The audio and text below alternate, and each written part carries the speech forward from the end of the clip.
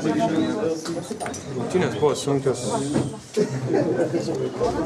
Lokomotyvo komanda yra tikrai labai stipri komanda ir buvo tikrai sunku kovoti.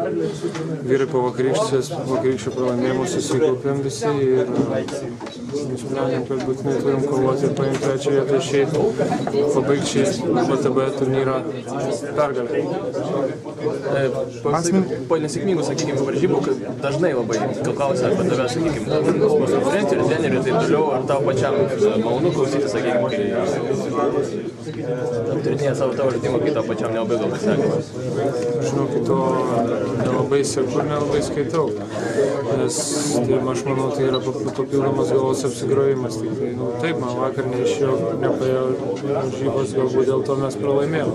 Tikrai žinau, kad jaučiausi vakar nekaip ir šiandien atidaviau viską, kad tik tai komandai padėti ir pasiekti pergalę. Nežinau, vakar kas buvo tas pražuvo. Aš mokiausi iš klaidų ir stengiuosi nebekartoti.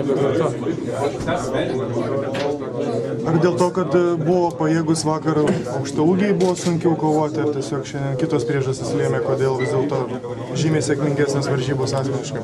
Vakar buvo CSKA komanda, manau, jinai yra geriausia Europoje, tai tikrai nelengva kovoti prieš tą patį Kirstičių.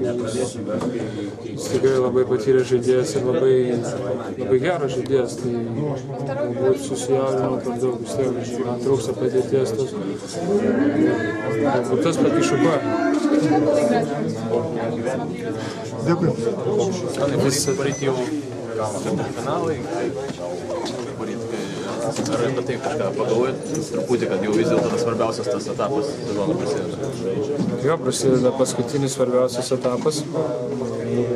Pradėsim ruoštis Žalgiriui, nors jau esam susitikę prie Žalgirį nemažai kartų šį sezoną, bet vis kažko pritrūksta, tai bandysim dar